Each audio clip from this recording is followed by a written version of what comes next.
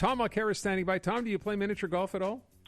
We are big fans of the mini putt in Shawbridge. It's a great place, best poutine in the province, and lots of fun for families. Look at that. There you go. So in Shawbridge, there is a miniature golf course. Right on the corner of the 117 and de la Station. Excellent information. Thank you, Tom. The Anglos all call it le mini putt, and the Francophones all call it la patate bleue because it's got a nice blue roof. But that's the place. That's the place. La patate bleue. and have poutine because they're supposed to be amazing. Thank you, Tom. Pleasure. There's something to do on the weekend. All right. Yes, if you want any cultural hints, you just have to ask me. Who knew you'd be the guy for mini putt? It's amazing what you learn. Tom Mulcair standing by. Our feature brought to you by Guaranteed Industries. Of course, you can call them and ask about their new Lennox heat pump promotion. By the way, that is on right now, so you can save some extra money. And remember, they're a Lennox Guaranteed or Lennox Premier dealer. Guaranteed Industries since 1957. 514-342-3400. So let me start off by asking you this question, Tom, with respect to Francois Legault today. Has he thrown Jean-François Robert, the education minister, under the bus? It looks that way. In other words, when you start talking about the great merits of somebody like Fitzgibbon or Health Minister Dubé, I certainly agree that Dubé is the best health minister we've had in a whole long time in the province of Quebec. I'm not a big fan of Fitzgibbon's, given the fact that he's repeatedly broken the ethics laws and he's still there, because the Premier doesn't see a problem with that. But with regard to Robert's, I mean, he's had any number of problems.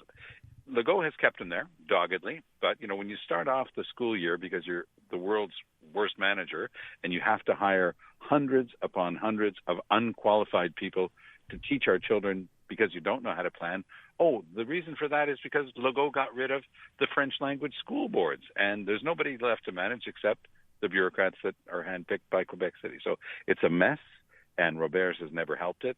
The quality of air in our schools, I mean, they're mold laboratories.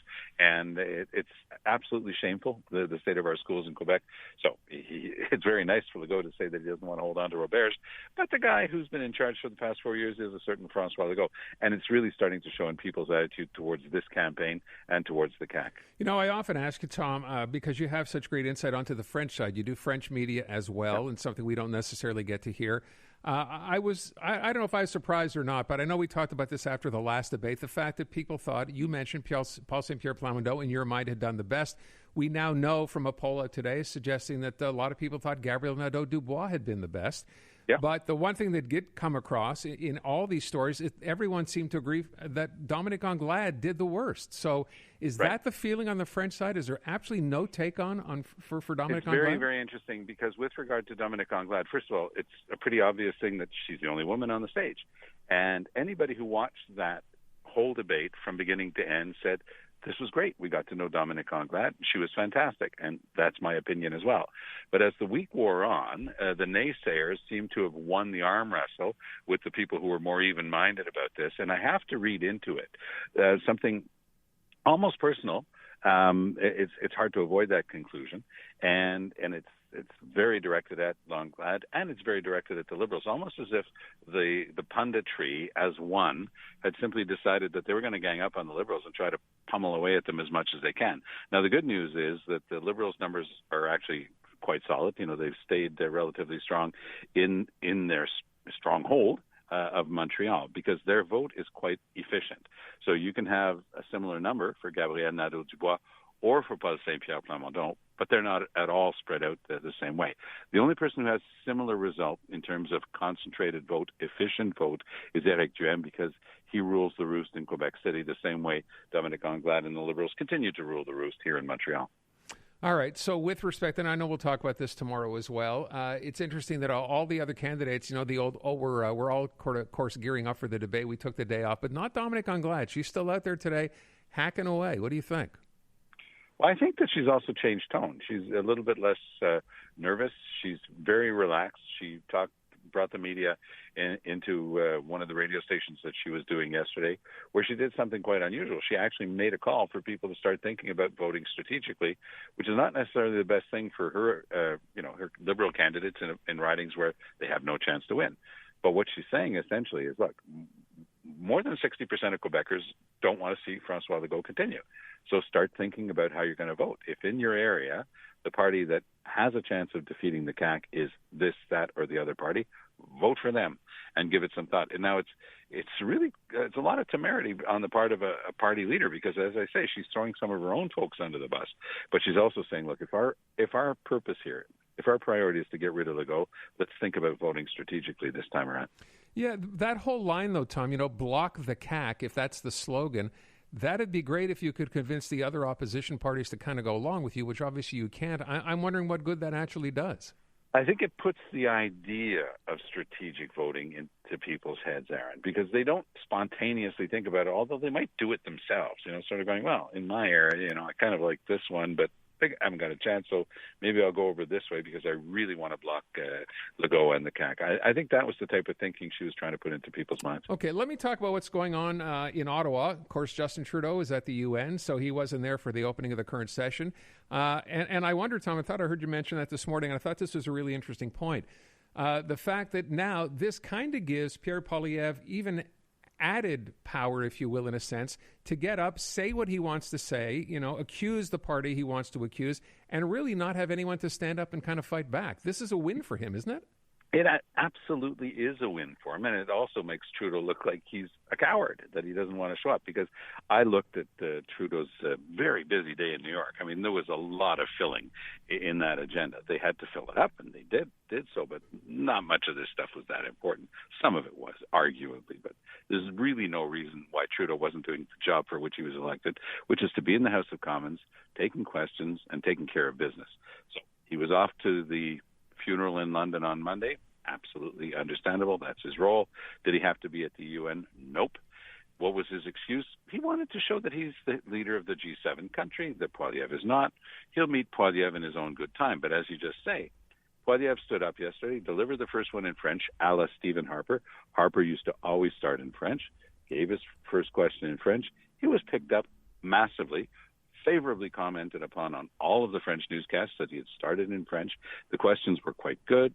There was nobody on the other side. They didn't even attempt to play a Liberal sputtering back an answer. So instead of, they've pulled this on me before when I was in opposition vis-a-vis Trudeau. They would always find him something better to do, just a way to show, he's really taking care of other stuff at another level. This time it's backfiring on them. And by the time Trudeau gets into the House on Thursday, one would hope he'd be back tomorrow. I'm not sure it's going to have much of an effect. He'll have been prepped. He'll have been given some good lines. But I have a feeling that they made a huge mistake strategically. Up until this point, Tom, so Pierre Poilievre has basically been preaching to the choir, right? That's how he got elected as leader of the Conservative Party. Now the game has changed. Now you're in the House. And maybe some people who, up until now, were not necessarily big fans are starting to hear this guy get up and challenge the government. This is not your same old leader of the Conservative Party, is it?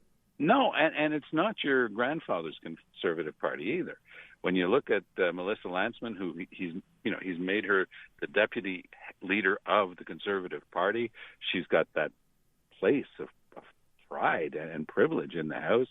She's openly gay. She represents a completely different approach, and Poilievre recognizes that. Yesterday I was doing one of my French TV shows, and he's anti-choice. I said, you didn't pay attention to the campaign. He's pro-choice, and he's openly pro-choice, and he's got a gay woman sitting beside him, at the front bench of the Conservative Party. So this is not the same party. Only Poilievre, with his incredible domination of the party, could get away with that sort of sea change. And we saw, where Leslyn Lewis wound up with her anti-choice campaign. She wound up at 9%. So he's completely changed the opinion and the optic of the Conservative Party. And I think that the Liberals better wake up to that fact, because if they keep trying to portray, Poilievre as some sort of caveman who's got these ideas from the distant past, it's not gonna work. And now that he's the leader, and I'm curious now, right? As I said, it was one thing when you're running for leadership of the party. Now you're there. You're the head guy. You're in the House of Commons. Do you sense him? You're just describing he has this woman, now openly gay, sitting, as part of the party next to him. Does he start moving a little further left or not? Well, it depends what you mean by that. He's never going to be in favor, for example, of putting a price on carbon to reduce Canada's greenhouse gas emissions. He just doesn't believe in it. So that's where this falls down, because these are ideas from the past. But if you look at Trudeau's actual performance, and this is the beauty of being Trudeau, because he knows how to emote, he knows how to pretend, he knows how to stand there and preen and position himself. If you look at his actual results on greenhouse gases. Since he signed the Paris Accord just before Christmas in 2015, shortly after winning that election, we've had the worst record in the G7. We keep announcing a plan. We keep pushing the date back and pushing the date back and pushing the date back. And Poilievre's going to be going after him on the carbon taxes because we don't have the results yet. And that's, he starts his 8th year this fall. I mean, it really has been a long time, and they really have nothing to show for it. So it's a big debate. So do you believe in fighting climate change and Canada doing its part? Of course. Trudeau says he does believe, but he hasn't actually gotten it done. That's where Poilievre just gets to say, all this is a tax on Canadians and on the province of Alberta in particular, and it's going to be that type of fight. By the way, I do think Canada should have a price on carbon, and we should be doing our part to reduce greenhouse gases. But my point is, in terms of the politics of it, Poilievre, again, he's got a very large field to play in here. Do you think, just as a last question, I keep saying that, this idea announced by the feds yesterday, I realize it's not 100% done yet, of getting rid of the vaccine mandate by the end of September, do you think that's a direct result of Pierre Poilievre now being there or not? I know it's a direct result of Pierre Poilievre. They would not have gone down that path. They kept trying to defend the indefensible. How could you possibly defend the ArriveCAN app, which was a complete and utter bureaucratic failure? And we've talked about this before because, you can talk about world events and being on the stage at NATO and the UN and all this. But at the end of the day, Justin Trudeau's job is to be the head of the Canadian government. He is the prime minister. He has a ministry, and that ministry is supposed to be overseeing the work of all the rest of them. When the cows come home, and we're looking at this objectively prior to the next campaign, the number one thing people will be looking at is the Achilles heel of Justin Trudeau, which is his inability to actually manage the Canadian government. We have 2 million people in a backlog in immigration. The airports in Canada, Pearson was rated the worst airport in the world for delays. So they can say, other countries had problems too. Yes, they did. But we were the worst in the world. It was the gold medal. So this is the type of legacy that we've got in terms of public administration. Nobody ever talks about that. We're not talking about it right now in the Quebec election, how the government is actually run. And could you do it? Eric Duhem doesn't have a team. He could never run the Quebec government. That's the simple reality. The same thing with Paul Saint-Pierre Plamondon. The Parti québécois is down to almost nothing. And if you want Gabriel Nadeau-Dubois running your government, good luck with that, because I don't think it would work out very well. So, it comes down to, you've got two parties there. You've got the CAQ and you've got the Quebec Liberals who have the ability to actually put a team together and to run the place. And that's the big difference. And Trudeau has never managed to do that. He's got one amazing minister in his cabinet. Her name is Chrystia Freeland, and she's looking for another job. And that says everything that has to be said. Tom Mulcair. Tom, thank you.